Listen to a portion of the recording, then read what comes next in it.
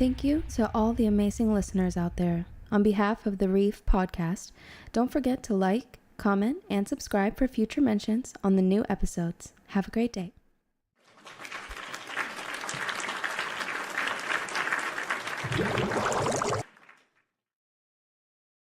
Hey, welcome everybody. Hope you guys are having a fantastic day. I hope you guys enjoyed Memorial Day yesterday. Thank you for all those people that have served their country and served their country. You guys are amazing. Shout out to all you guys. Welcome in, Nightmare. How you doing? Thank you for everything, dude. I'm glad you are here. I'm glad you still got that beard, but that beard is gonna go away soon. We all know that. We shall see. We shall see. We actually have an amazing guest with us today, ladies and gents. We have the amazing and talented Barry Leitch. Hello, hello. We can hear you loud and clear, sir. Man, we see you're in your studio. You're all ready to go. You're like, you know what? I already ate my snacks. I'm good. I'm ready for this. Been busy working. Oh, man, busy working. So you mind introducing yourself to the new people that don't even know who you are, which would surprise me if nobody knows who you are, but because by now everyone should know who you are. My name's Barry Leitch. I'm a composer. I've written music for video games and children's toys and anything else with a sound chip in it since 1986. I think I've worked on more platforms than anyone else on the planet. So here's a crazy fact. The year that you started doing that, 1986, that's the year my older brother was born. Wow. So you weren't even around yet. I was only thought of for like 2 years. I was born 2 years after you started. But I played your games back in the day, back in the 90s. I played, of course, names like Top Gear, League of Gauntlet Legends. I mean, that was phenomenal in the arcades. I played Rush on 64.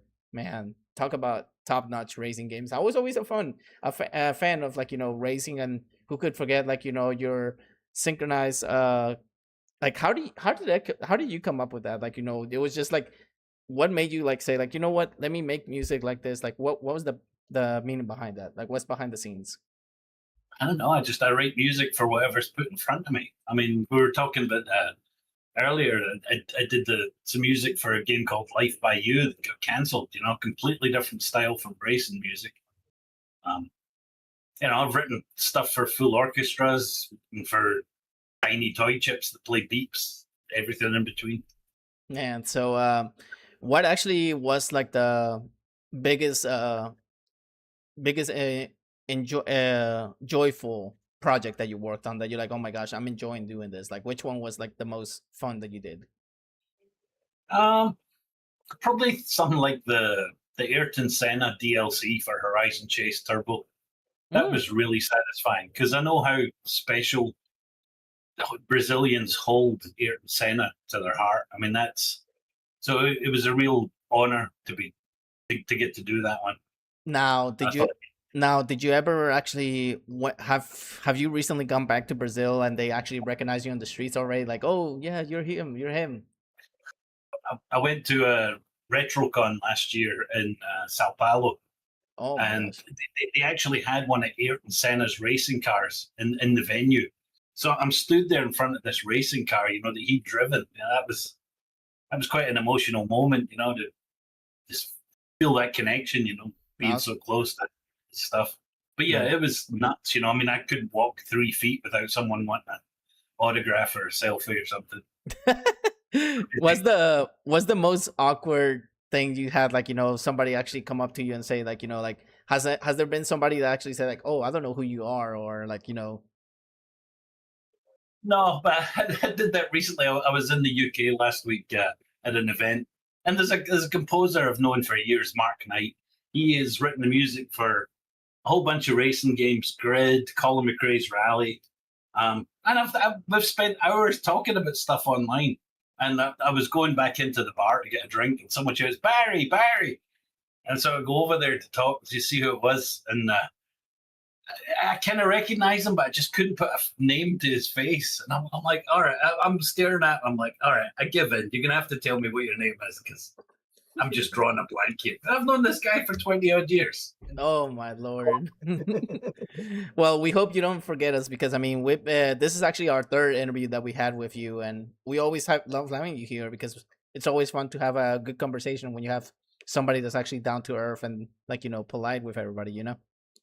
Thanks. I don't know if polite's the best word for me, but Hey, I say you're very laid back, man. I mean, a lot of people, like, when we try to interview them here, like, they are kind of like 50-50. But nowadays, I mean, when we ask them, they basically agree right instantly. I guess, like, we're getting somewhere. But we appreciate you guys that make music for video games, because video games, I mean, are a form of art. Same thing with music for video games. It's all a piece of art. So we're very thankful for you guys for making music like this.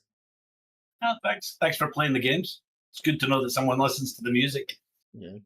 All right, Nightmare, what you got? So, would you say it's more difficult working with music that's been written for movies and then having to translate that into video games, or is it just as easy as everything else you've worked on? I mean, it's pretty much just as easy. I mean, there's one job's the same as another. I mean, the hardest thing is when you've got to write 22 tunes that are all the same genre. 22 dance tunes, 22 racing tunes, 22 orchestral tunes. But by the time you get 7 or 8 into them, you're starting to struggle for ideas and stuff. But transcribing stuff from one medium to another is not that hard. Gotcha. So because our Q&A guy wasn't here, he actually did submit some questions. So Leary Ann here asked, when it comes to video game music projects, what is the one significant piece that keeps the soundtrack as a whole both consistent and engaging? I think when you write, you like to establish a main theme for the game, like the title theme, and then use some of the, lead motifs from that in your sub tunes. Whether you've got good guys, bad guys. There was a game we did years ago, Inferno, that I did with a band called Alien Sex Fiend, where we established a bad guys theme and a good guys theme. And we worked on variations of it for the different things that went on in the game. That's awesome. And then the title tune, we actually did the title tune towards the end, where we just kind of mashed them all together. Now, here comes this is actually probably going to make you laugh a little bit, but have you ever done a live concert of your music, like live performance, like, in person? Yeah, we did a few. I did one with Video Games Live in Brazil. Oh my gosh. I did an orchestral arrangement for them, and we performed that in Rio and Belo Horizonte. And that was quite emotional, to say the least, because every composer dreams of hearing an orchestra play the music. And then I got roped into, there's a band in Norway called Fast Loaders who do a bunch of covers of 8 and 16-bit game music. They said, hey, we want to perform your music on stage, and we want you to come with us, to come over to Bergen. But you have to perform on stage with us. I'm like, no fucking way, I'm not doing this. I don't want to do this.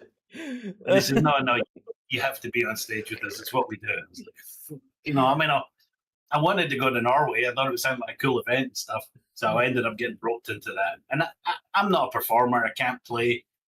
It took me a bunch of drinks to get the courage up just to go on stage in the first place, and then even more drinks to calm down afterwards. And thankfully, they had another keyboardist on stage playing the same stuff I was. So whenever I hit the wrong notes and stuff, they just turned me down, turned him up. I'll be shy as heck too, man. I mean, literally in front of people like that. I was like, well, there was a worse one too. Last year when we were in Brazil, I did it with that was a fatal mistake, doing the one in Bergen, because then it gave me confidence. It's like, oh yeah, I can be on stage. So when we went back to Sao Paulo last year, my buddy Mega Driver has a band, Nino Mega Driver has a band, Mega Driver, that play metal covers of game music. And so he says, well, you need to perform on stage with us and stuff. It's like, all right, I'll do that. I've done it before. I'll just, play what I can, And so I got on stage, and there was a huge audience. We were having a great time. And I got so carried away. I'm, bouncing around as I'm playing. And I bumped the PC, which caused it to crash. Oh my God. Controlling all the video and backing tracks. And it's like, oh my God. Managed to crash it twice before we realized what was happening. Oh no. Dang. So that was my fault. I was too excited. Mm-mm. Now, see, I've been to video games live before, and I gotta tell you, those concerts are amazing to watch. Just because, I mean, the one I went to was actually in my state, but it was a long time ago. Like I would say, 10 plus years. And I kid you not, they would actually play the game and then have the game muted, and then have the orchestra play the music of the game in front of you. I'm like, dude, this is incredible. Like, why can't company like why can't they have this more often? But sadly, like, that was the only time I was able to see video games live. But I would love to go to another one. It would be great. We did one in Peru. When I was in Peru for an event, and they had this band playing on stage live with us, while the guy who organized the show, Jimmy, a Peruvian guy called Jimmy, which is a really Scottish name. He wanted to play Top Gear up on stage. Me and him playing on this Super Nintendo on the big screen behind us, and so we started playing the game, and of course the game crashed. After a few minutes, so we had to play for the best 3 out of 5 races. Meanwhile, the band is playing through the soundtrack again and again. They're playing Top Gear. It was really amazing at the time. It was so much fun. Everybody should have a live band play the Top Gear music. Oh my gosh! If I could actually play piano or any kind of instrument like that, I would love that. But shout out to all the people that do that. I mean, like, even nowadays, like kids nowadays, they play their instruments and they're phenomenal. Like, they have a huge talent. I mean, it's incredible. But okay, so Nightmare, you have one question? Yes. What would you say is your favorite instrument that you've been able to utilize? It's a good question. I don't know. I think the cello. I like cello sounds, nice and deep, and I like how they can play a whole variety of emotions, whether it's threatening or sad or triumphant. Interesting. All right, so Larry N here says, was there ever a project that had felt really bland and boring to work on? That's a good question. Probably, well, I don't know. It's hard to say. There's a few projects like that. Some of them that you're just doing because it's a paycheck, There was a Game Boy Advance thing. There was a little piano thing where I had to transcribe pop music and make MIDI versions of them. It came with a keyboard. I've got it sitting on my shelf. I don't know. I mean, at that point, it's not about composition. It's just about audio engineering and getting the music in the right format, programming it so it sounds as best as it can. Gotcha. All right. So, well, we know, that you like to travel a lot because, I mean, you've been to Brazil. Have you been to any? I'm sorry. I don't know if I like traveling, but hey, I mean, yeah, I get rolled. I mean, you've been to South America, so is Brazil the only country you've been to in South America, or you've been to a couple other countries? No, I've been to Brazil, Peru, Norway, and the UK within the last few years, just going to different game events and stuff. Now, and then I went to a PlayStation thing in San Francisco a few years ago. Oh, wow. So what is your go-to meal in Peru? Because the reason why I say Peru is because I'm from there. So what's a go-to meal for you in Peru? In Peru? Oh shit! They made me try all the weird stuff. The ceviche, the chicken hearts, the fucking cow tongue. Now, it was like, here, try this. It's like going to Scotland. If you go to Scotland, the Scottish people are going to make you try all the weird stuff: haggis, black pudding, deep fried Mars bars, deep fried pizza. Now, how was your experience with ceviche? Because that's actually a really main dish in Peru. I don't know what it was. It could have been the ceviche. It could have been the saichi papas. But I got deathly ill for about 10 days. Well, it was more than 10 days. It was about 2 or 3 weeks. I had to get a doctor in Peru. Oh, which man. The Peruvian medical system's wonderful. I was in my hotel room, and you pay $50, and the doctor comes to your hotel room. gives you a full check over and stuff. And then he calls the pharmacy, and the pharmacy bring the drugs to you in your hotel room. Oh, It was man. brilliant. For $50 each. It was like $100 total. That's not In bad. America, that would cost you thousands. Yeah, I mean, Peru is like, known for having like decent prices and everything, but I'm surprised ceviche. I mean, I guess because it was your first time trying it, you didn't know what to expect and everything, because ceviche is so different in so many countries. But I mean, when I tried, for example, Mexican ceviche, different country ceviche, I was like, dude, this is not compared to Peru ceviche. But I guess my body's adjusted to it. But having ceviche, They gave me some weird drink that had some raw egg froth on the top. I don't know what the fuck it is. Now, something got me. There is a couple good drinks out there, though. They have a pisco sour, which is really, really good. That's actually phenomenal. We drank a lot of that. And then they also have the Coke. I mean, it's not Coke, but it's called Inca Cola. Inca Cola, yeah. That one is actually... Which is now, it's now owned by Coca-Cola. So there's only one country in the world where Coca-Cola is not the number one drink. Coca-Cola is number one in every country except one. Can you guess which one it is? Inca Cola? Oh, no, it's Scotland. Scotland Iron Brew is the soda we drink there. Really? Yeah. Wow, that's crazy. You've got to try it sometime. You can get it on Amazon and stuff. Wow, that's awesome. So one country out of every single country out there doesn't have it. That's crazy. What you got? Scotland. What you got, Nightmare? So, I'm trying to think of how to word this question here. What would you say is the biggest difference from working on just like the 8-bit era to the 16-bit? What would you say is like the biggest differences as you move through the genres? I think time. It takes a lot more time these days. I mean, you think about a game like Top Gear. I blew through that 5 days. That was it. Just get the job done, go on to the next project.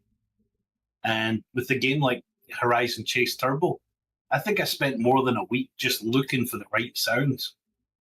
And that was before I even started writing the music, before we spent weeks mixing the tracks, mastering them all.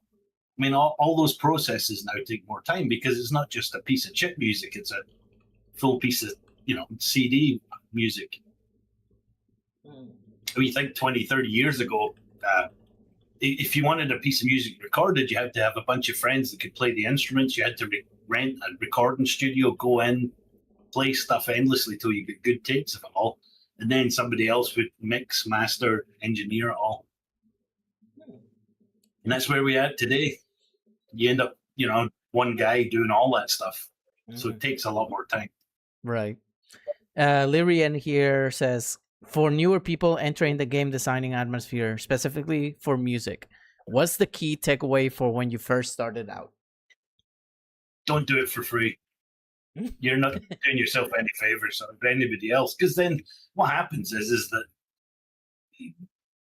the guy starts programming the game. His buddy says, I'll do your music for free. And then they do the music for it. And by the time the game's finished, they're sick of the music or, they want something different. And then they end up ditching all that music the guys put the work in for. And then they end up having to hire someone else because by then they've got some investors or they're starting to see some money from early access and stuff. Gotcha. So always basically like when you do a project, make sure you at least get a little bit of royalty out of that. So yeah. Mm-hmm. So you mentioned the soda that you have over there, but I mean, what's a go-to snack for Barry? Like in America, not in Scotland, nothing like that, but in America, what is a go-to snack that you like? I don't really snack a lot these days. Maybe Klondike bars. I've been eating them lately. Have a Klondike bar at the end of the day. See, I was thinking like, you probably like I don't know, maybe egg rolls or something like that. Egg rolls. Yeah. But no, I just figured like, go-to snack, because I mean, we all have a go-to snack. Like for me, I have Cheetos. I always like Cheetos whenever I have like, a little bit of munch. But I mean, I don't know about my co-host here. I mean, he probably likes Carolina Reapers because he's obsessed with them. But yeah, I don't do spicy food. That's weird. My wife loves all the spicy shit. So she's the spicy person, but you're not. Does she travel with you a lot, or? Yeah. with me. I took her to Brazil last year with us. So she had a lot of fun on that one. Mm. She Nah. came to Britain last week, so that was. She got to meet all the other geeky musicians that we hang out with. Oh my gosh.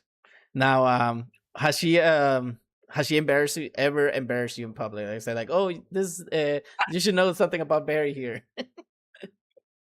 She'll probably watch this later, so I'm not saying a damn word. Wow, that's funny. So what's actually one country that you would like to see, like, now, like, besides the ones that you went to, like, what's one country like I really want to go to that one? I don't know. I think I'd like to see more of France. I went to Paris once when I was younger. It was beautiful. The architecture in Paris is just amazing. People talk about it. It's like every time they go to make a new building, it's not like, oh yeah, we're going to make another library or a city hall or a block of flats. They're like, oh, we're going to make the most beautiful block of flats that's ever existed, the most beautiful, town hall or library. So every building is unique and fancy. I like that. Were you able to see the Eiffel Tower? Oh yeah. That's awesome. Did all the touristy stuff in Paris. I think places like Italy and stuff, see some of the old the Roman stuff. Mm-hmm. Greece might be interesting. Oh, Greece would be great. Australia too, if it wasn't so damn far away. And then the time change too. The time change will get you big time. Yeah. But yeah, I mean, France sounds nice. I mean, especially if you want to try like a fresh croissant, that would be phenomenal to have like from there. Oh my gosh. Yeah, I'm a big foodie. When it comes to food, you speak my language basically. Like, I'm a big. Well, they make crepes on the street corners. You make a nice big, kind of like an omelet thing, but it's made with egg and stuff. It's very nice. Interesting. All right, Nightmare, you got a question? I have a question from the YouTube side. Okay, what you got? Pal Talks podcast asked, have you seen carnivals in Brazil? Seen them on the TV. I've never actually been there for one. It would be, I think it'd be quite something to see one in real life. Mm-hmm. I think the drum work is pretty spectacular. Wow. There was somebody made a foro.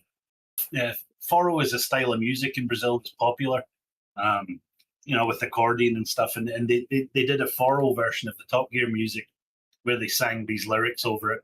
The lyrics weren't exactly safe for work, shall we say. And they had all these women, scantily clothed, dancing to the music, it was kind of cool, but it's just crazy how they have carnivals there, and over here where I live in Louisiana, we have Mardi Gras. So it's it's ridiculous how a lot of countries have like different festivals like that. Like in Peru, I don't know if you heard of this, but they used to have a festival. It was around February time that everyone would actually fill water balloons and have water balloons fights with everybody. Back when I was little, like every time. But I will always remember this because this is a really funny flashback. One of my friends basically decided to be mischievous and literally used urine in a balloon. That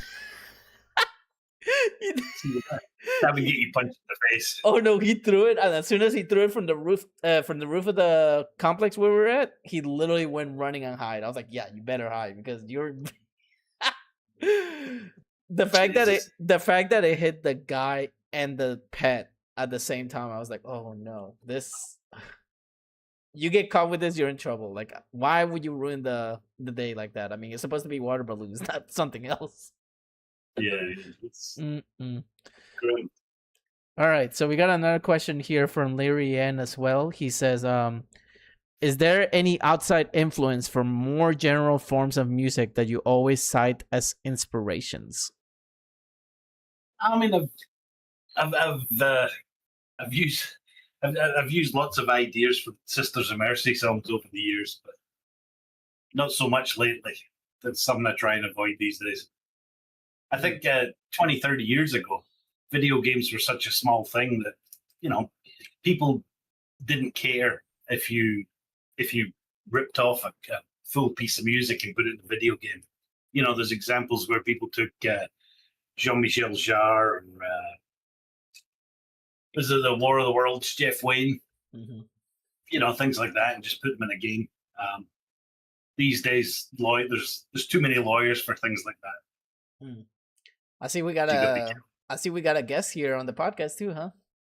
Yeah, little Katie. This is Ash. She was one of the rescue kittens we got. Somebody threw her and her sister in the trash at 1 day old. Can you believe that shit? That's horrible. And so we got them, and she then developed a disease called FIP, which is apparently up until recently it was completely fatal. It was like 100% fatal in cats.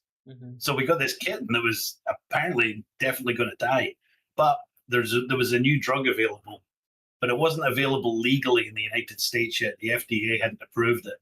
So there's a whole network of caring cat moms and stuff on Facebook and the internet where you have to talk to someone on Telegram and send PayPal to money to someone in China, and then these drugs come through the post.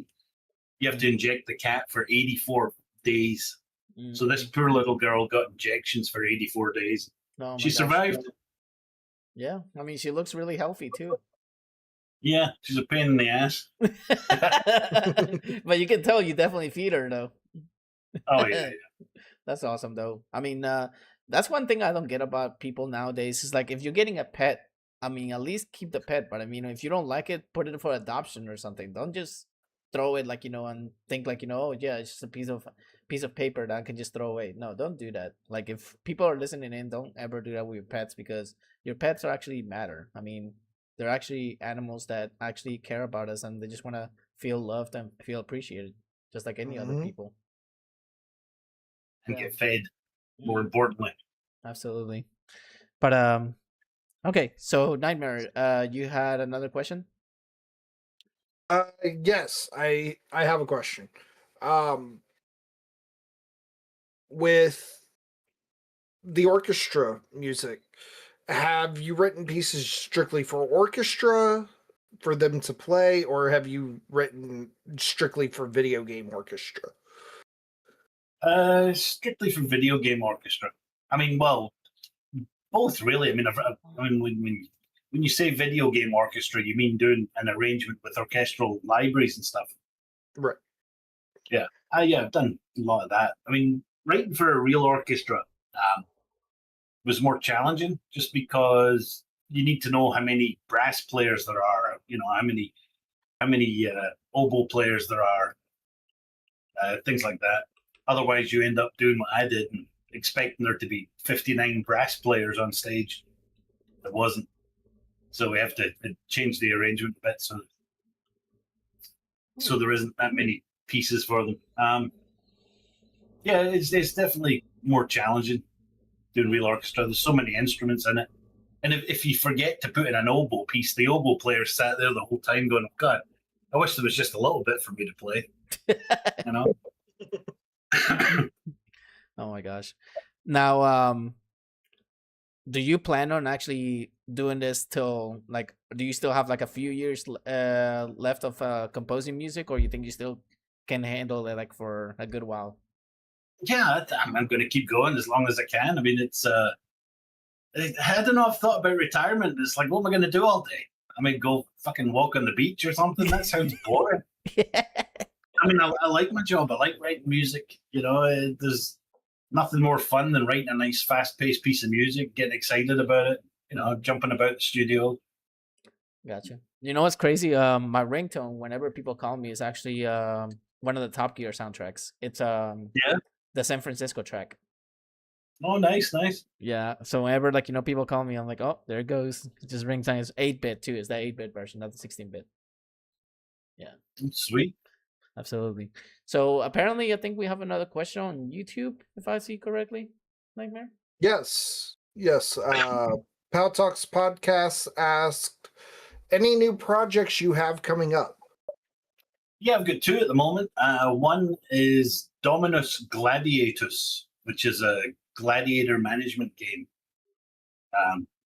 It's actually quite fun. It was fun to do the music for, because you got to write that ethnic Roman times music. But we did some big orchestra stuff. I had my buddy in singing for it and stuff, so that was fun. And there's a game called Nitrania, which is unofficially probably going to be Horizon Chase 3.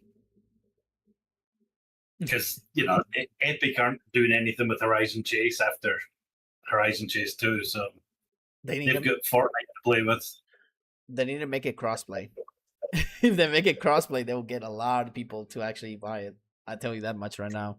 But yeah, we have heard of the Nitrania. We talked to them a little while ago, and they actually allowed us to actually show a little trailer here, so we can actually show what the game is about. In case people don't know, we're actually gonna be showing it live on YouTube and Twitch here. So the link for the wish list will actually be on the chat below in a few minutes. So you guys are ready to watch this. It's actually gonna be great. It's only a minute, but I think it's great. The game looks promising. Like you said, it could be Horizon Chase 3, but I guess we'll see what happens with this one.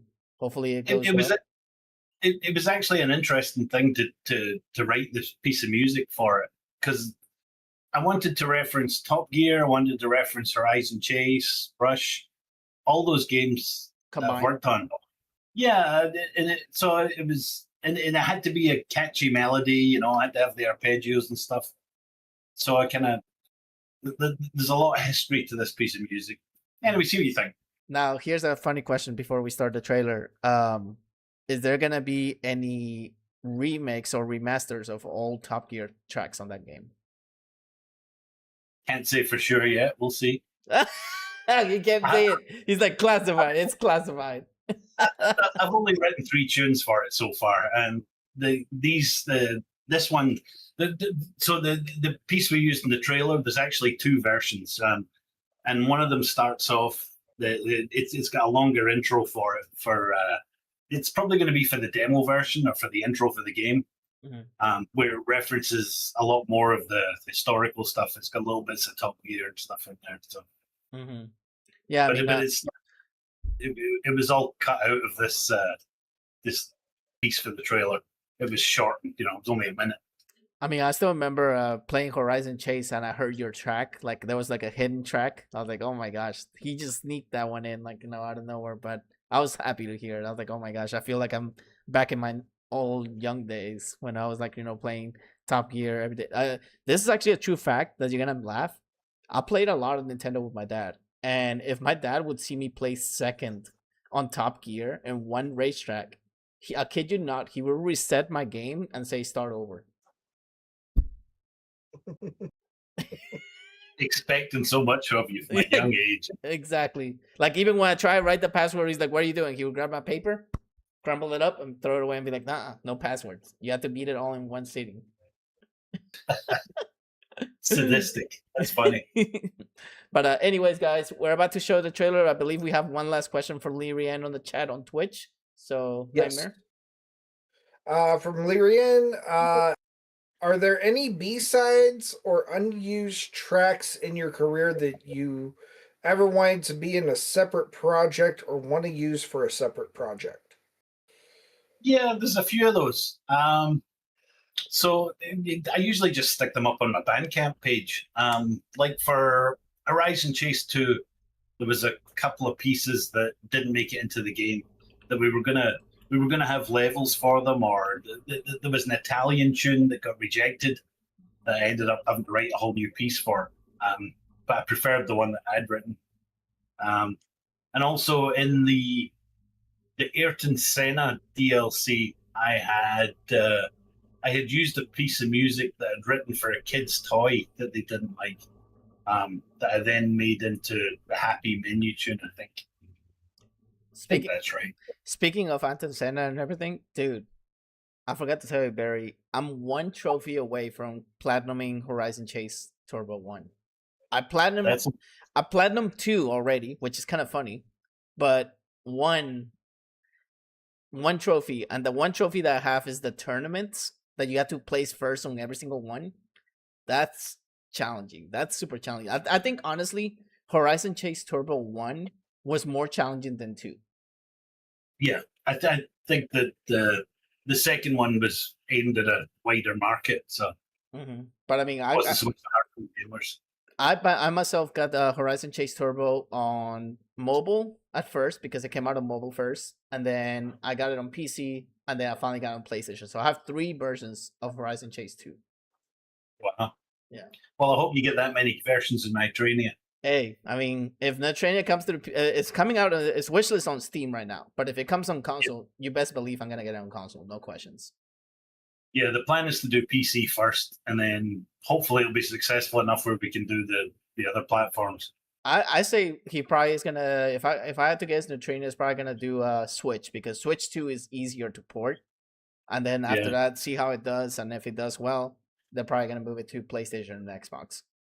But the programmer is such a genius, though. He's pushing that hardware pretty hard, so we'll see. I think he can do it. I've got faith in him. He's a smart guy.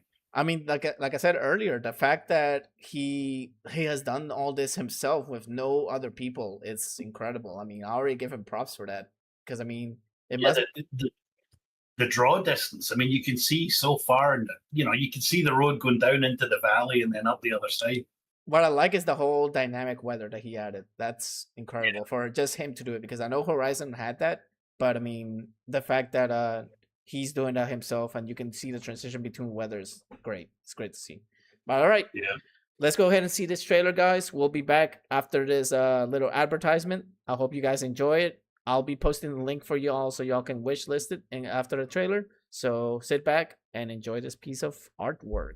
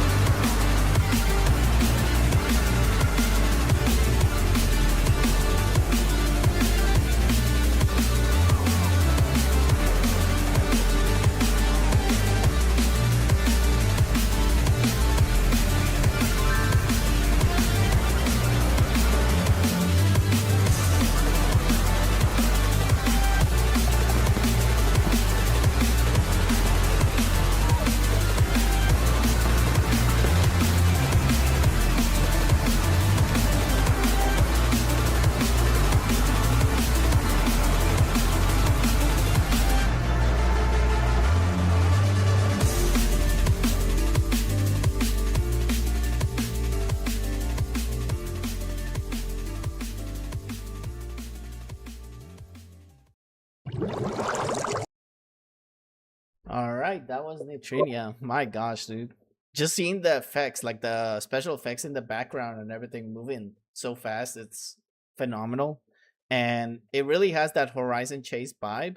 I'm surprised the people at Horizon Chase didn't want to say like, hey, we want to hire you to work on Horizon Chase 3 and literally like, be part of their team or something. But if he wants to do it, Aquarius got bought out by Epic Games to make Fortnite. So I mean, you've got Fortnite that makes $1 million every day, or you've got Horizon Chase Turbo, which doesn't. It's pretty obvious what they're going to spend their money on. I mean, Epic Games is just buying everything right now. They're almost like the Disney of video games right now. Because I mean, if you look at, go ahead. I was just going to say the video looked like shit on YouTube there, just because of the compression. The game runs so fast. I think YouTube's struggling to keep up with the detail. But if people want to wish list it, there's the link, so they can definitely wish list it. That'll be phenomenal. Wish list it. That would be the programmer loves his metrics. He keeps track of all that stuff. So if you can all wish list it, that would be much appreciated.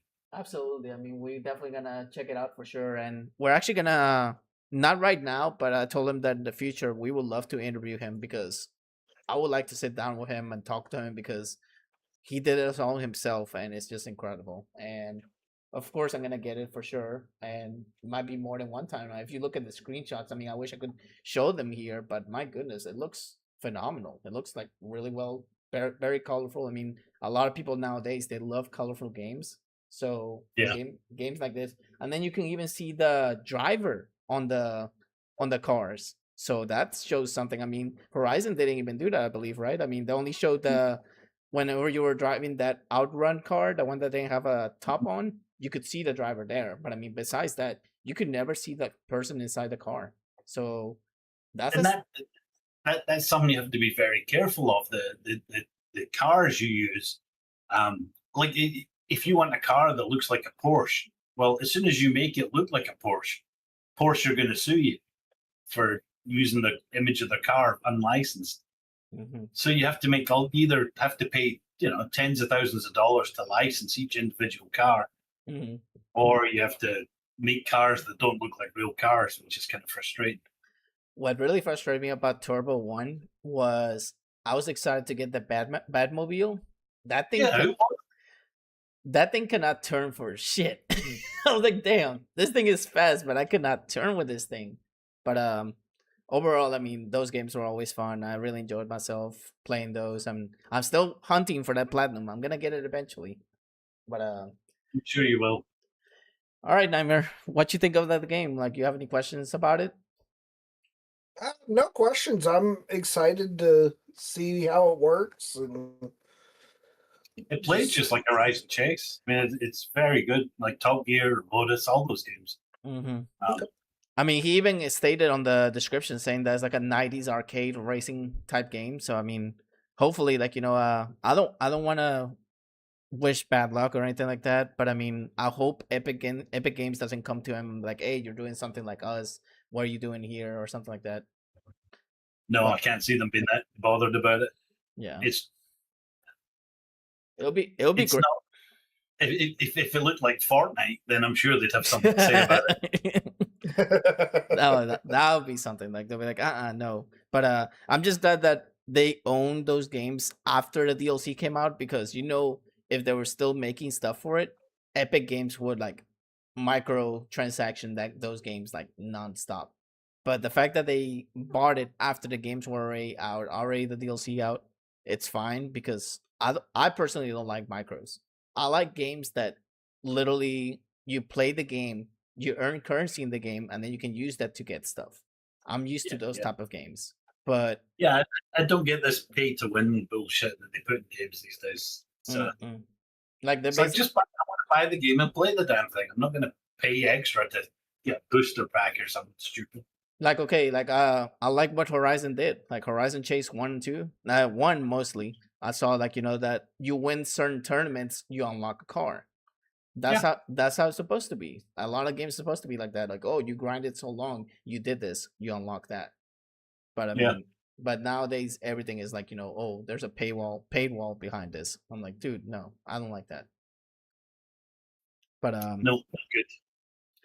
All right, so we're actually getting to our fun segment here of the Reef podcast, where we actually ask you out of blue questions that don't have any sense whatsoever. I believe we didn't do that last time, Barry. We actually just had a normal conversation.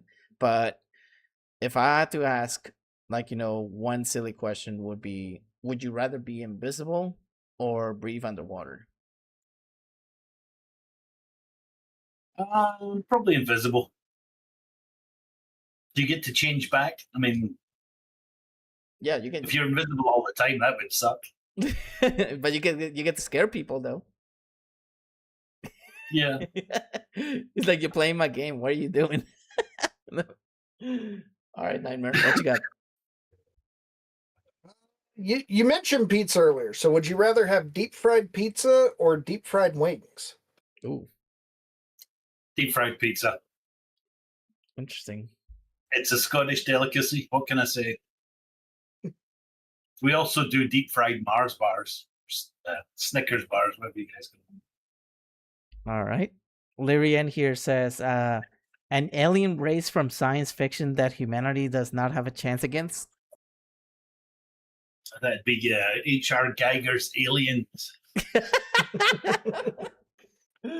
Oh my gosh. All right. Would you rather live on the beach or live in the forest? Probably the beach. With a martini probably on hand, huh? That sounds about right. Jack Daniels and Coke. Yes. Dang, he got me on that one. Definitely got me on that one. All right, what you got, Nightmare? All right. We're going to stick with it for whiskey. Jack Daniels or Crown Royal? Probably Jack Daniels. Still Jack Daniels, he says. All right. Or I'd go with Maker's. I like Maker's Mark. A little further. It's acceptable. Most overrated musical soundtrack.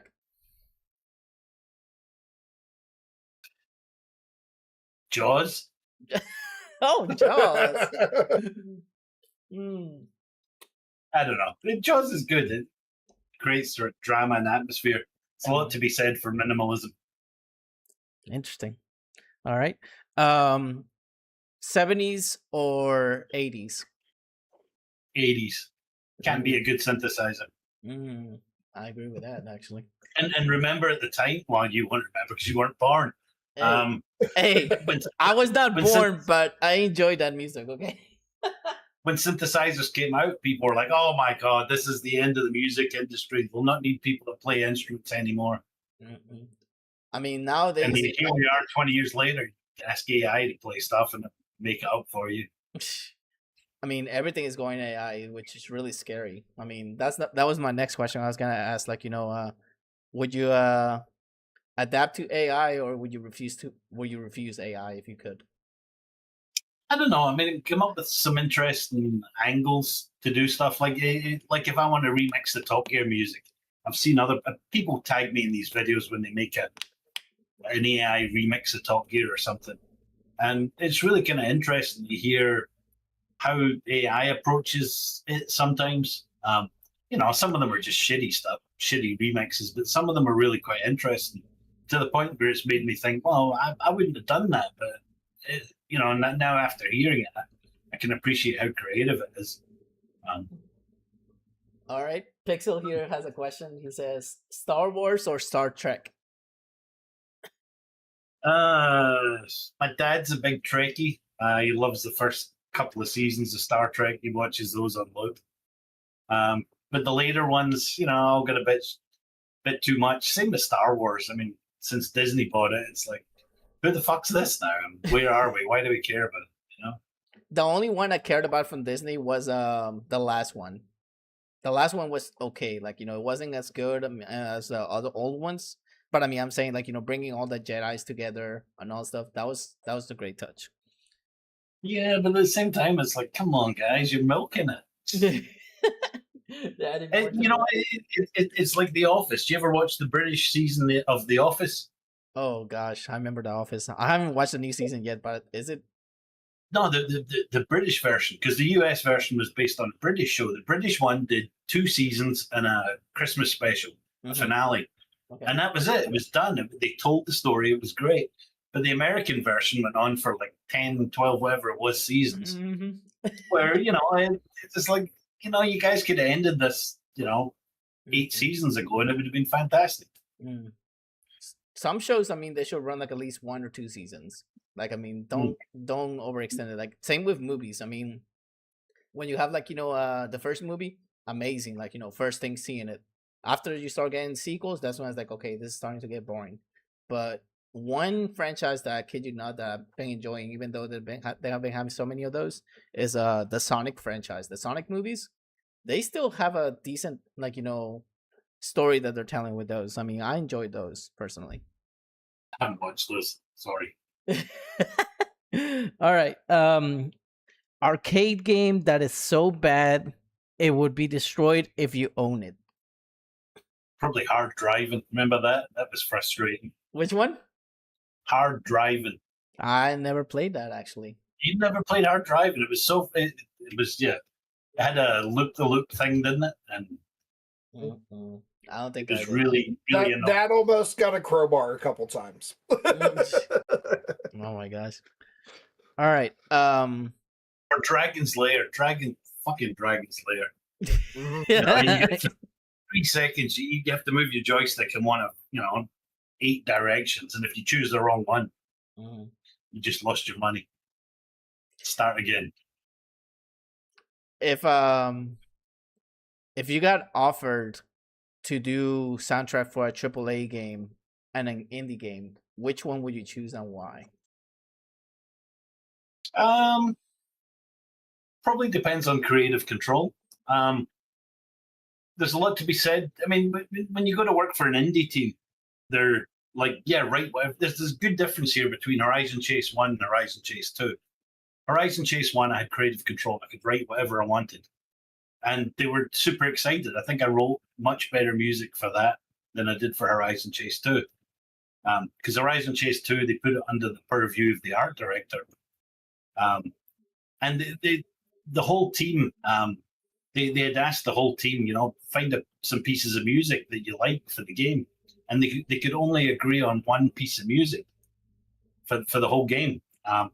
So I had one reference piece, and whenever I went too far to the left or right of that reference piece, they hated it. So it was like, guys, I'm supposed to write 24, 25 tunes for this, and you want them all to sound like the same fucking tune. It was really difficult. So yeah, that was very frustrating.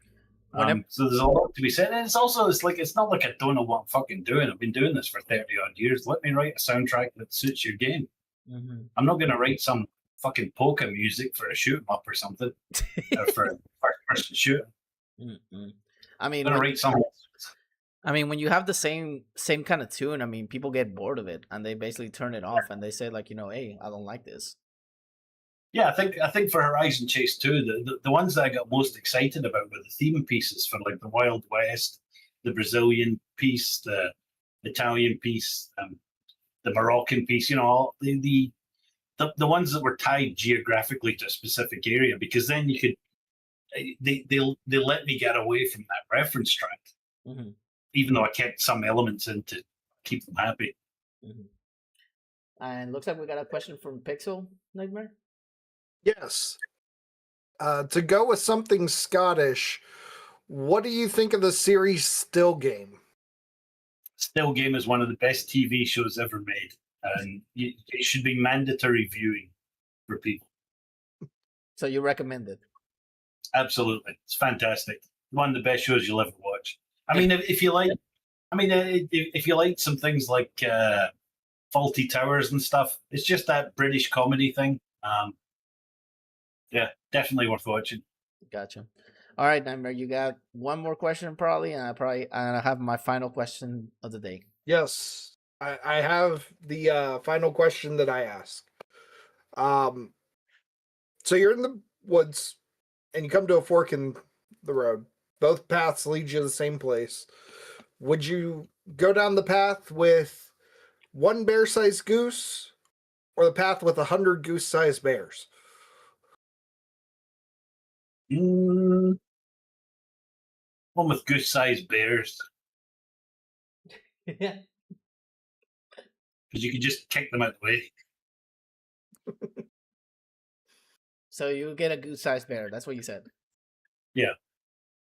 Interesting. Okay. Why? Come on, you're gonna have to explain the logic with this one. Why would you go with a fucking big goose? I mean, those things can. What, you think they're evil? Yeah. No. Yeah. Real fucking. They're quick too. They've got that. We still have to prove a theory that somebody told us a while back that if you actually point a laser pointer, like especially a green laser pointer at their feet, they get intimidated and they walk away. Didn't know that. So I've got one of those. Go try it. I think you should try it and just tag me on that video. Be like, hey, here's the theory. It actually doesn't work. I was actually reading that thing the other day, but they say you shouldn't do that with cats or dogs because it gets them all stressed out. Yeah, it does. And cats get depressed or something because they can't catch it and they think they're not very good hunters. Mm-hmm. All right. Another guess now. The evil kitty. So, you ready for your final question? Sure, hit me. All right. So, if you actually agree with me on this, my co-host here has to eat 2 Carolina Reapers on the podcast. Carolina Reaper almonds. So those are very, very painful for him. He actually had to eat them twice before. So if you actually agree with me, you'll be the third person that basically makes him eat them. So are you a cereal person? A cereal person? Yeah, like do you ever ate cereal like any time in your life? Yeah, I used to when I was a kid. Yeah, eat it every day. Okay, do you pour the milk first and then the cereal, or the cereal first and then the milk? Cereal, then milk. Oh man, he got lucky. Cause I poured the There's milk not psychopaths that come on here other than you. milk first and the cereal. Yeah, that's like putting your milk in before you make your tea. You know, that's weird. But yeah, I mean, and the last thought that I'm gonna say over here is there anybody out there that you want to give a shout out to that's listening in right now?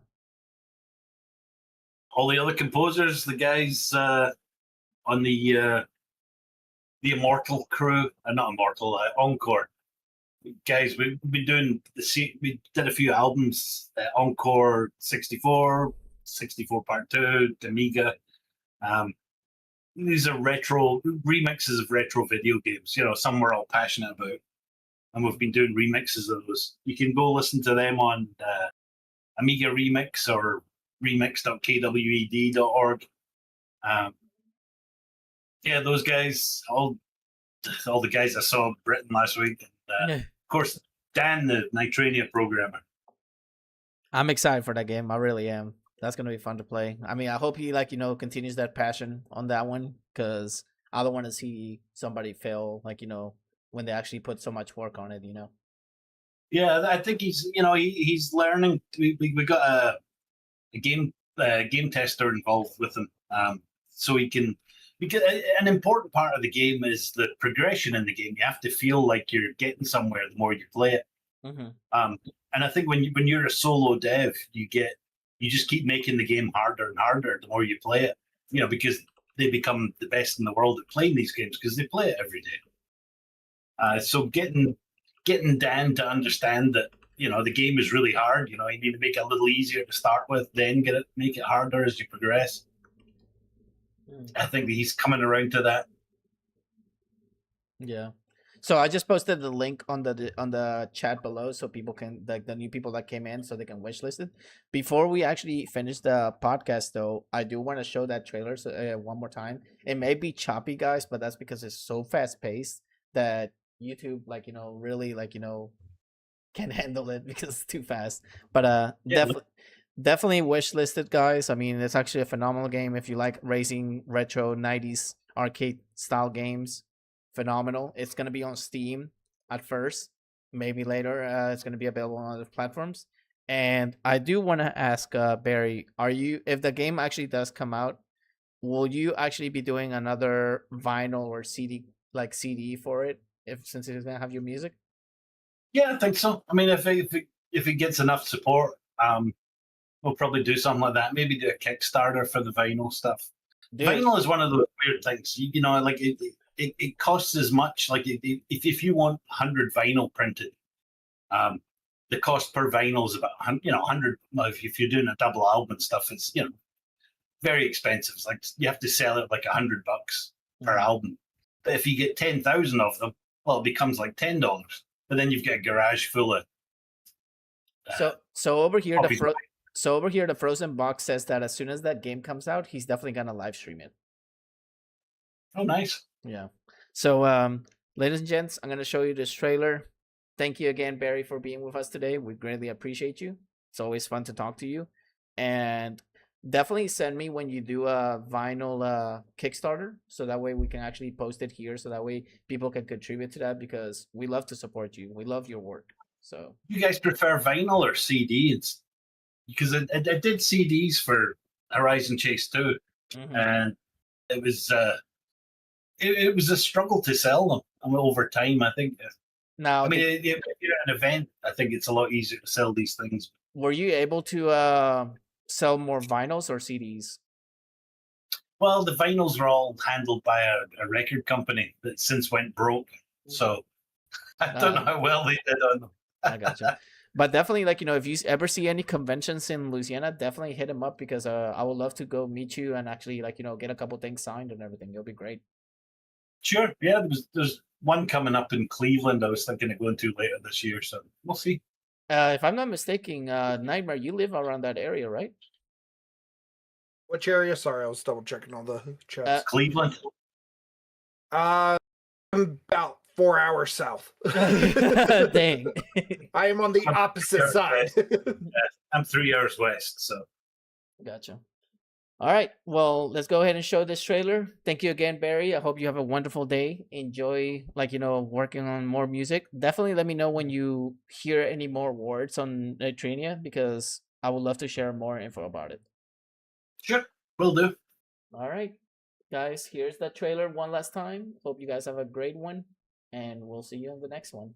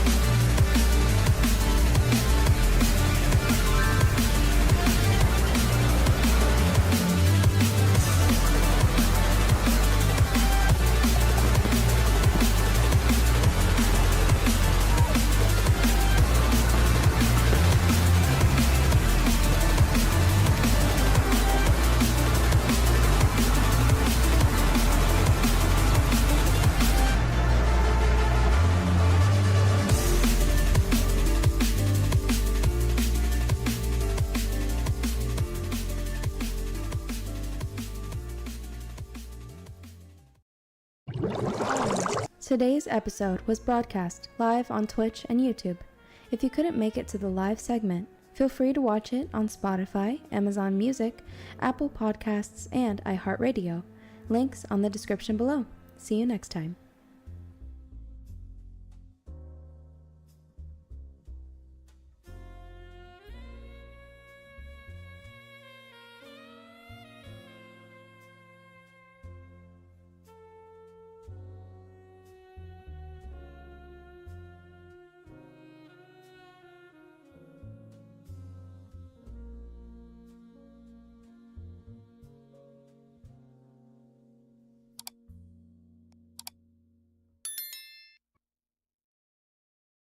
Hope you guys enjoy the show. See you next time.